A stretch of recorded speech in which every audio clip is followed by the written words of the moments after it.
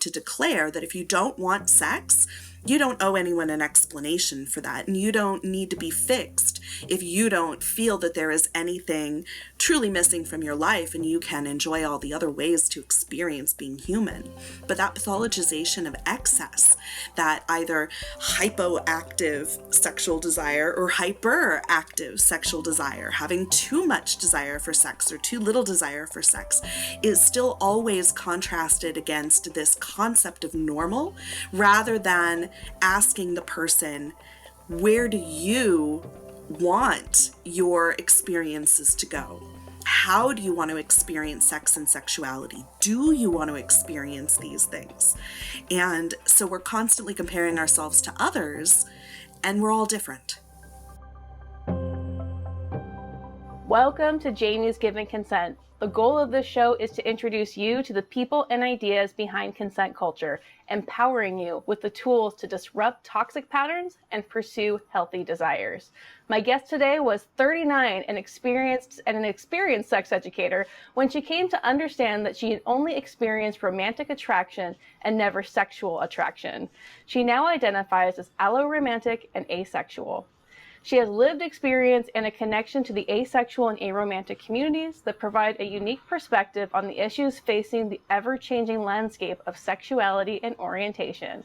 Thanks for being here, Aubri. I kept writing Audrey, but it's Aubri Lancaster. Thanks for being here. I grew up with that too. So I thought where we could start with this might be a new word to people. So what is asexuality, and how is it different from aromanticism? So asexuality is a sexual orientation where the person experiences little to no sexual attraction to other people. And similarly, aromanticism is a romantic orientation where the person experiences little to no romantic attraction to other people. And I do experience romantic attraction, but I have never experienced sexual attraction, and it took a long time to really piece that out. What was that journey like for you, and how would somebody discover that about themselves now? Because I think a lot of us end up following a script of what we're supposed to do, and sexuality is certainly part of that. Like, if you want to be successful, then there also must be a sexual relationship in your life. So how did you figure that out? There is a term that we talk about within the community called compulsory sexuality, which is the assumption that everybody wants and needs sex. And there's also another term called a mononormativity, which was coined by Elizabeth Brake, which basically assumes that a exclusive, central, coupled, romantic sexual relationship is prioritized above all else and is the central goal for everyone. So when we have these kinds of forces in our society, it's really hard to break out of that. And so we're constantly trying to fit within these structures. And when you do that, when you are defined by an identity that is outside the frameworks that we exist in, you're constantly trying to fill that with whatever it is you do experience.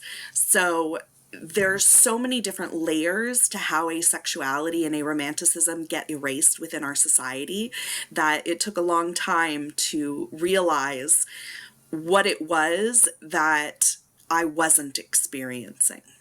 Yeah, I like what you said there about it being it's erased from society. Like, it's a story that's just not told. Yes. Yeah, it's assumed that if you are not experiencing it, that you need to figure out how to experience it.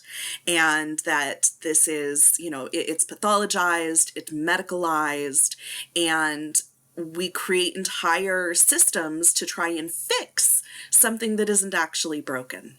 Speaking of that idea of pathologizing it, I think that there are a lot of fetishes and sexualities that get pathologized, and this is one of them. Yes. And what happens because of that when we start telling people, well, you're not normal? What is the side effect when it comes to mental health? It's always going to be an issue of creating othering for people. But the real question is, what is normal? There is no normal. We live in a society that creates this nebulous concept of normal and what we are expected to experience and perform. But what that normal is also going to vary greatly based on gender and age and ethnicity and culture and size and beauty standards and all of these different things that get mixed up into this concept of normal. Dr. Jacinth Floor talks about the pathologization of excesses, the excess of too much and the excess of too little.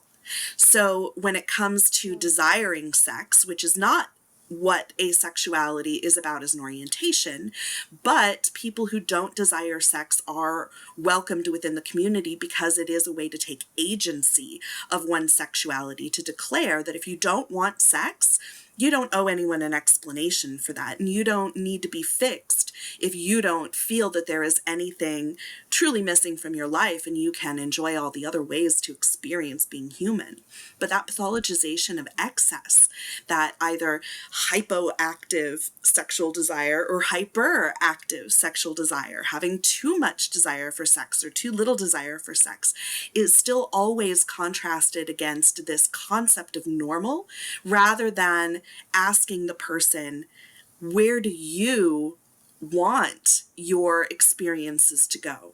How do you want to experience sex and sexuality? Do you want to experience these things? And so we're constantly comparing ourselves to others, and we're all different. Really well said. And it makes me think of like that idea that like sex is meant to be like the genitals are involved and there's penetration. And the thing is that leaves a lot of other things off the table. So when it comes to that, like, what does intimacy look like for people who are on the ace or asexual spectrum or orientation? Yeah, so intimacy gets conflated with sex so much, and sex is a kind of intimacy, but there's so many other ways to experience intimacy. And in this definition, I use intimacy as closeness and connection. So long talks are a form of intimacy, sharing emotional depth and experiences with other people that may have similar experiences in their lives. That's a form of intimacy. But there's also the intimacy of sharing things that you love. What do you geek out over? Do you have a favorite music or a favorite aesthetic, or do you like to go to Ren Fair or Comic-Con? And the people that you share those experiences with, you're sharing a form of intimacy with them. Those are memories and experiences that you have a depth of connection with them that is different than you may have the depth of connection in other parts of your lives with other people. So when we start expanding what we see intimacy as being, and we see that it doesn't have to be just with an exclusive amorous connection, we start to see all the different ways that we do connect to other people in our lives. And it could be an ongoing, lifelong type of intimacy, or it could be just one night where you're at a concert together and you find that one person that loves the song as much as you do, and you dance your hearts out, and then you go your separate ways. Yeah, as you're saying that, I would think that some folks might conflate that just with friendship, and like friendship not being the same as an intimate relationship. What do you think about that? I think there is a lot of parts of our society that create this hierarchical structure of relationships, and friendships are beautiful and can be deep and lifelong and can outlast some of those romantic and sexual relationships that we have in our lives. So when we devalue friendship, we take something away from ourselves and our opportunity to really see the beauty around us and to connect to those that we do love and we can love in platonic ways. Very, very, very good. Now, the other piece of this would be, I want to call it skin hunger, like this idea that humans are communal and we want to touch each other. And what happens when you're not looking to turn that touch into something sexual? What is that like from the ace perspective? So we also have to recognize that there are some people that don't experience skin hunger or don't want it satisfied through other people, that the concept of skin hunger and needing physical contact with another being can be done through cuddling with a pet, You know, it doesn't have to be sexual or romantic or even human to satisfy skin hunger. But if you do want to connect through skin to other people, then yes, again, we can cuddle, we can hold hands, you can lean against another person, which is actually something you'll see teenagers do a lot. You know, like they'll just be hanging out and they'll just kind of lean against each other. And it's a way to show affection in a platonic and non-sexual way. But, you know, you can lean against lovers, you can, you know, it's a way to really physically connect.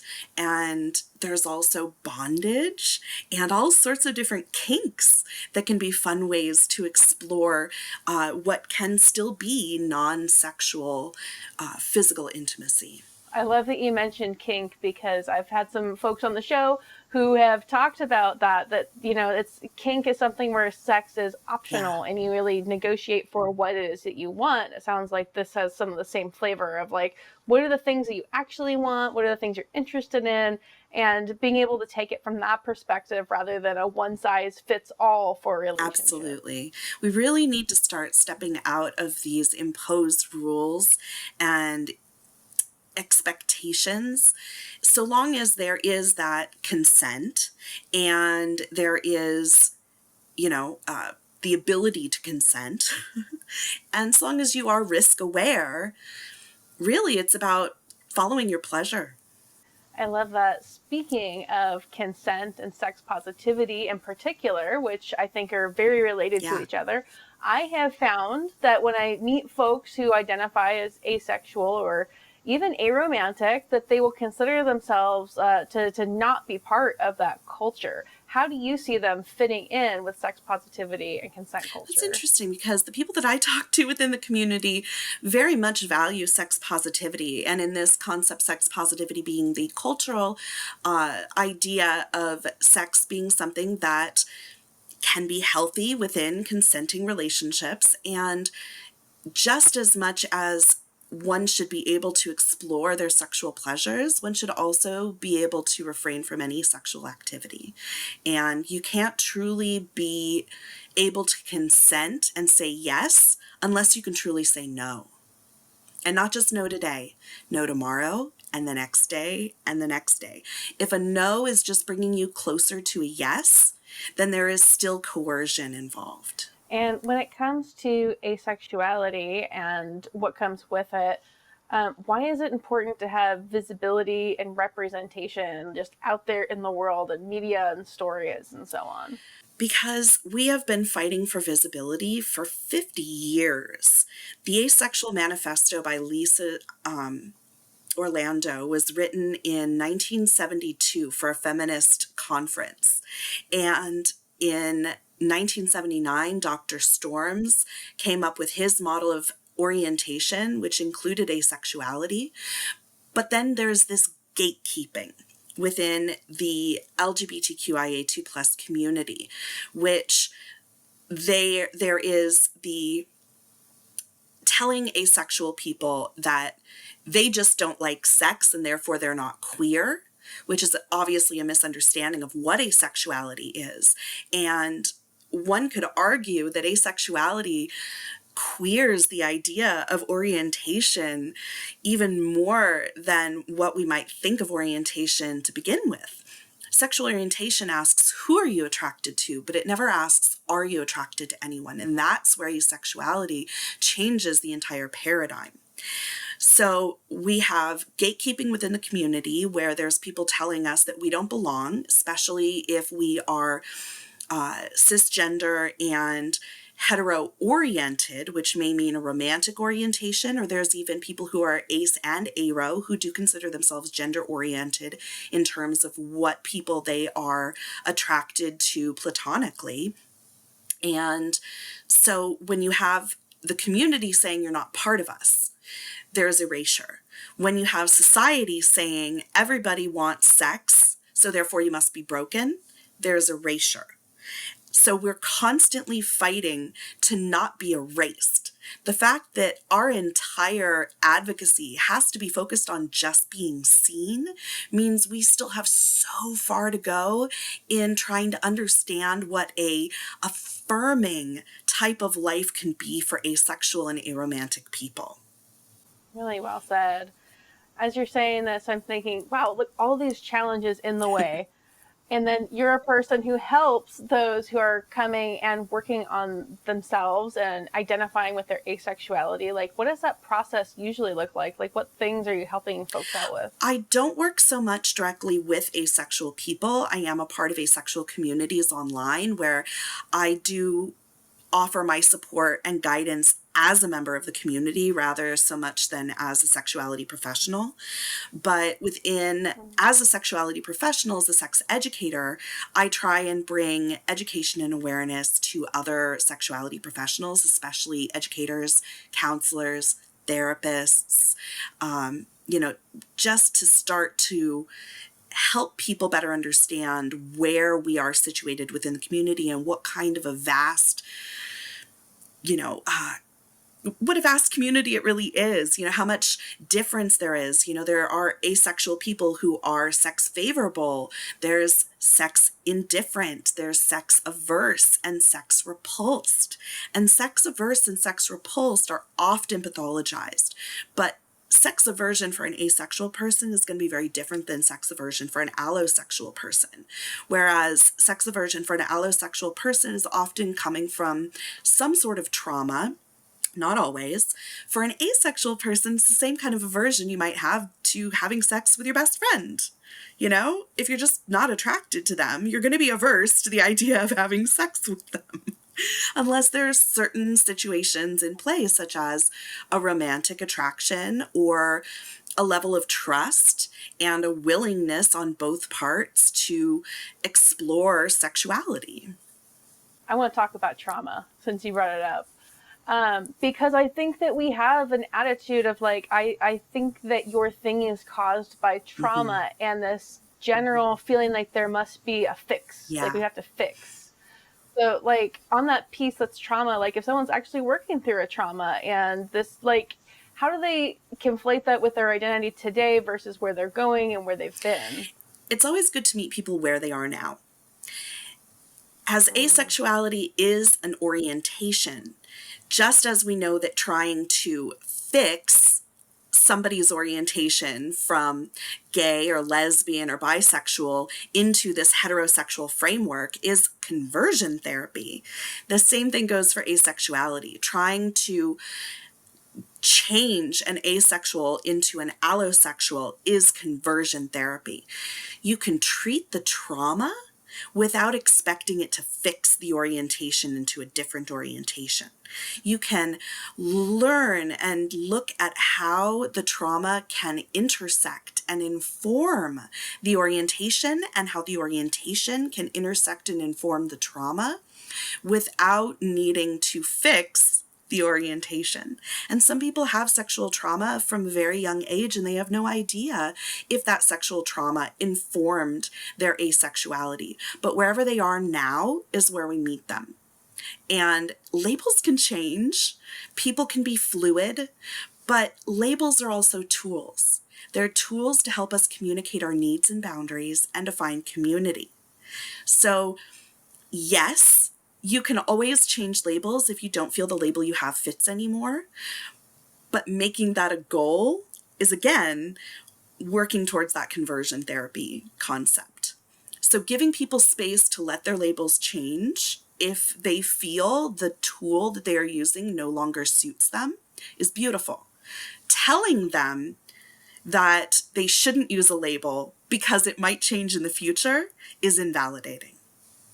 Yeah, well said.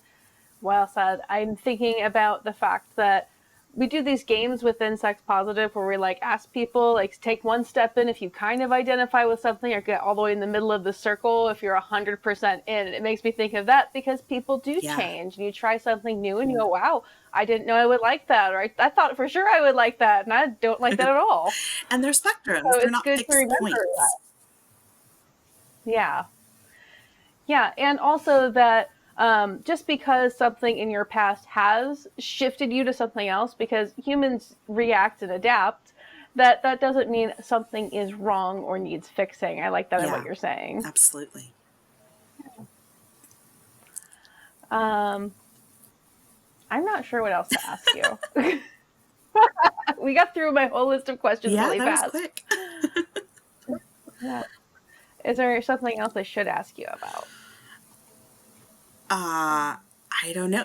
Well, I know your show is about consent. So, how about we talk a little bit about one of my favorite tools for understanding consent, which comes from Emily Nagoski, though it was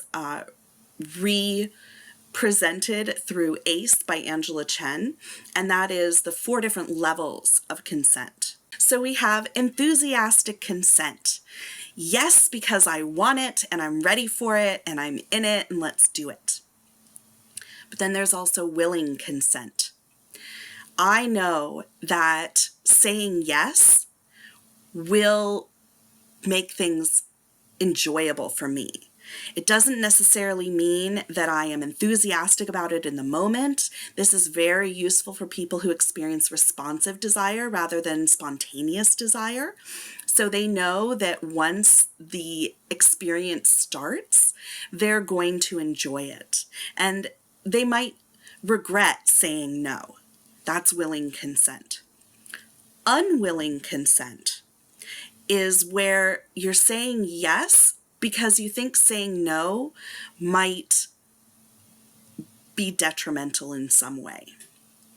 But you still feel that you are consenting to this experience. And then the last level is the coerced consent, where you feel saying no might bring harm or cause a rupture in your relationship.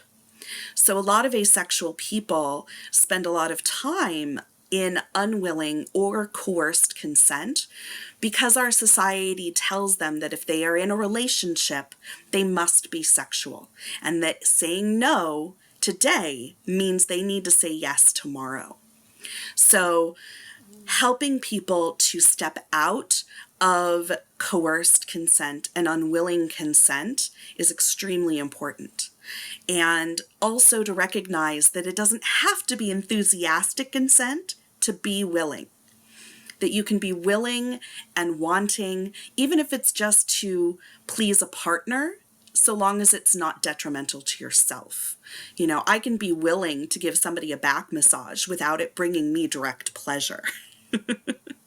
So you can be willing to engage in sexual activity without it being enthusiastic for yourself. But if it is then bringing negative consequences, then you're pulling down into the unwilling or even coerced consent.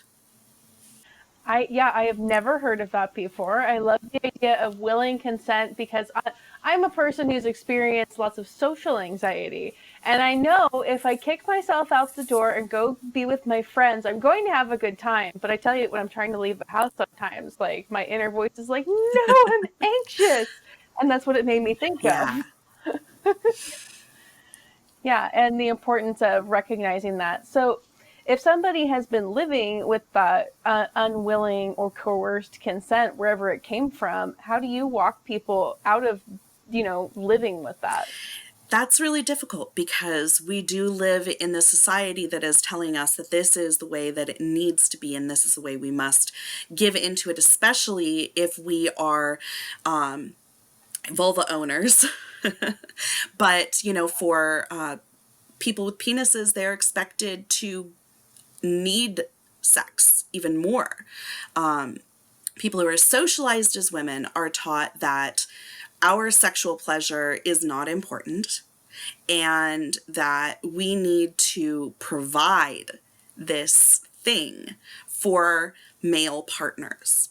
And people who are socialized as men are told that they must want sex or they are demasculine. They're emasculated and there's, again, something wrong with them. There's always this, if you're not following the societal prescription, there is something wrong with you. So helping people to break out of that mindset is not easy.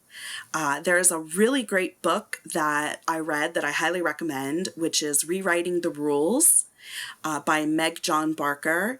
And it really helps you to start to shift your paradigm out of the rules and expectations of society and start to look for how you might be able to serve your own needs and boundaries within how you treat yourself, how you treat others, how you relate to sex or romance or relationships, commitment, all of these things.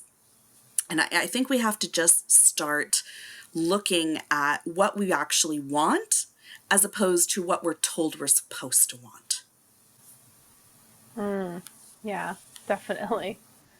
I wanted to ask you about one other thing is that you talked about Alloromanticism and asexuality. Could you kind of define what those two things are? Yeah, so asexual, we already talked about. Allosexual is kind of another part of the spectrum for people who do experience what they would consider typical sexual attraction. So is there also a range of allosexuality? Absolutely. But within the asexual spectrum, we look at it as kind of a range where in between asexual and allosexual is the gray area. So there's people who identify as gray sexual, which may mean that they experience sexual attraction rarely or only under certain circumstances, or they just feel that they're somewhere between asexual and allosexual. Under the umbrella of asexuality are all of these microlabels. And microlabels are, again, they're tools. And it's very easy to start to look at all of the microlabels out there and get overwhelmed and think that people are just making up words. But we have to step back and listen to what those terms are communicating about the person's needs and boundaries. So some of the labels within the community relate to how one experiences sexual attraction and what circumstances or to what degree, such as ace flux, which is where somebody feels that their ability to experience attraction fluctuates, whereas maybe sometimes they might feel it very strongly and other times not at all. And they're feeling that this is in a way that is not the typical allosexual experience. And it's all, personal identification. Demisexual is a term often used by people who feel that they need an emotional bond before it's possible for them to experience sexual attraction. And again, just like a bisexual person isn't going to be attracted to every single person they meet, a demisexual person isn't going to automatically be sexually attracted to somebody as soon as they form an emotional bond, but they are not sexually attracted to people that they don't have an emotional bond with. So they need that emotional bond in order for that to be possible. Similarly, sapiosexual is a similar term, but in regards to intellectual attraction rather than sexual attraction, or rather than emotional connection and bond.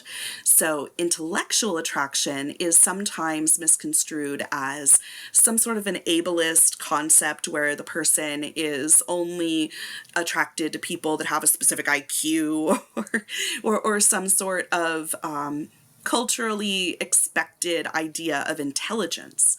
Whereas for a sapiosexual person, it's more about the intellectual connection and finding somebody that they can have a true meeting of the minds with. And if they don't feel that they can connect intellectually with the person, then they don't experience sexual attraction to them. So, and for some people, it can be very specific as a certain type of intelligence, and for others, it's more just whatever they can connect over. So there's a lot of variation. Yeah. I like that also using these labels as tools because I have experienced that where I see all the flags that represent all the different orientations and it's like very overwhelming. And it's nice to have those different things or even just knowing for yourself, like, what am I actually looking for when I want to get really intimate and close with somebody? Like, if I can give myself some of these words, that may help me define what I'm actually looking for. Yeah, absolutely.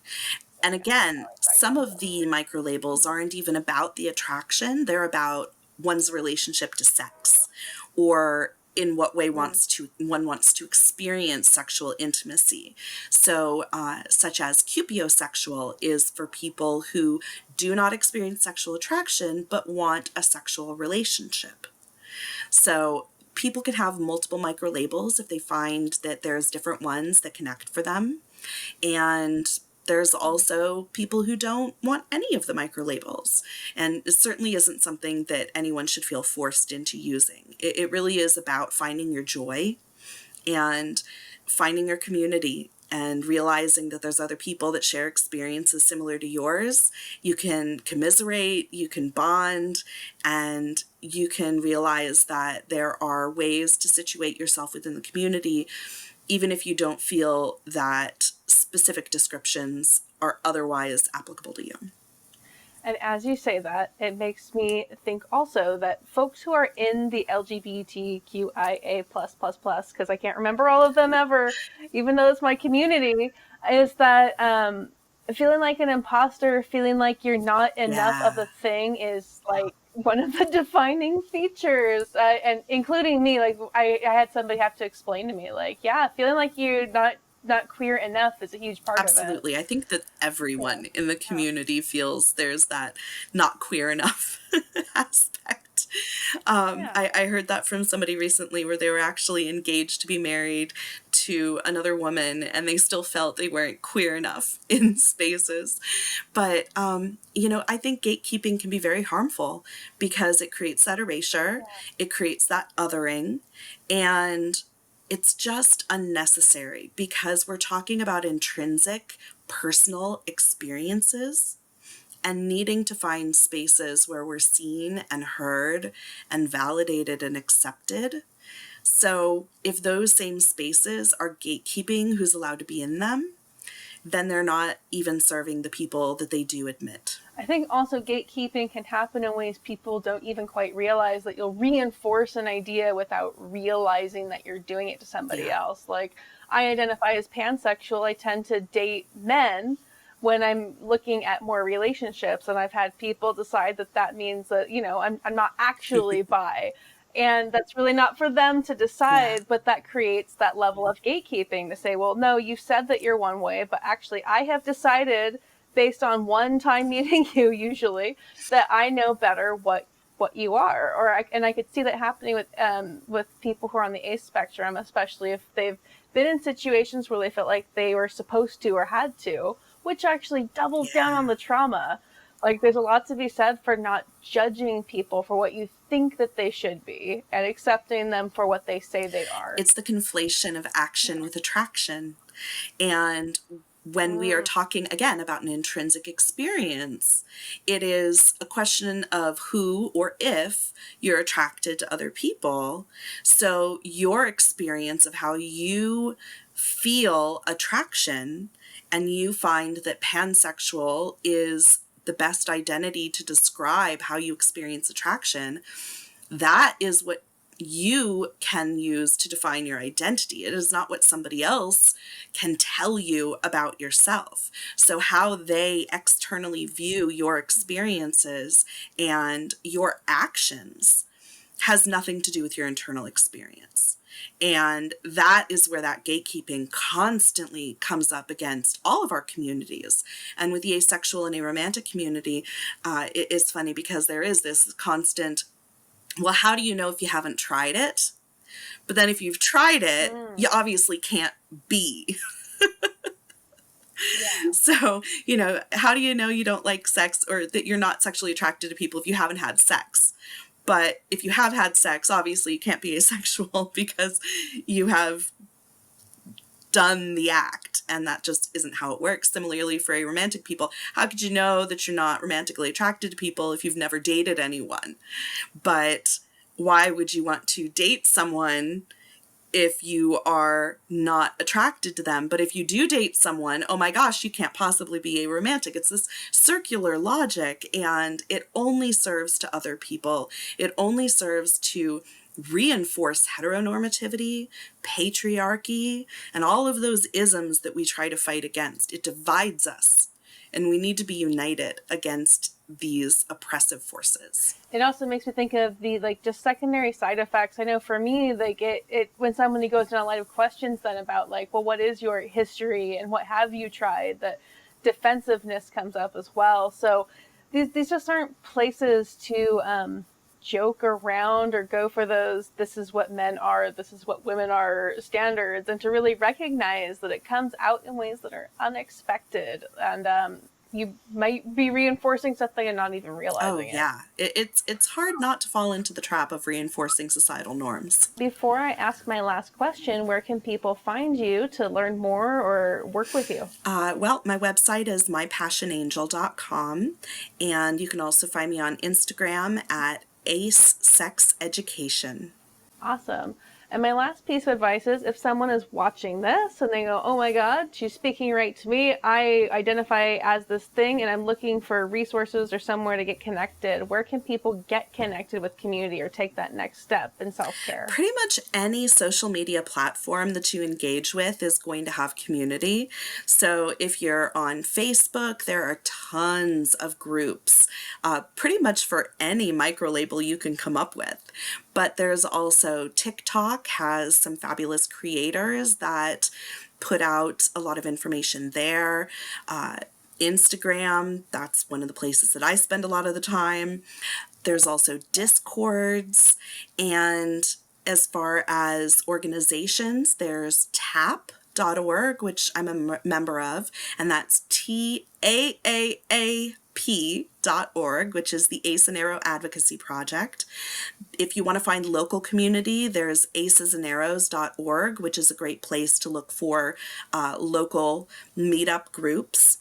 And then if you want a little bit more education in general, there's asexuality.org, which is the original AVEN forum, and aromanticism.org, which is ARIA. And if you like books, there's Ace by Angela Chen, and if you like fiction, Loveless by Alice Osman is a beautiful young adult novel, and Alice Osman is the author who created Heartstopper, which has just become a fabulous phenomenon on Netflix about queer romance. Wow, so many resources. Thank you so much. I love that. Everyone, please go check her out. She's got lots of really great stuff on Instagram. That's definitely where I see you the most, and just learning things all the time, just opening up eyes. Thank you for doing My pleasure.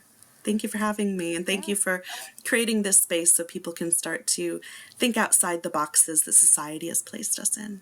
Happy to be here. Thanks so much for watching, everybody. If you like the show, I do have a Patreon, so you can always join up there. There's a lot more information on there that does not fit on YouTube. And until next time, love you more.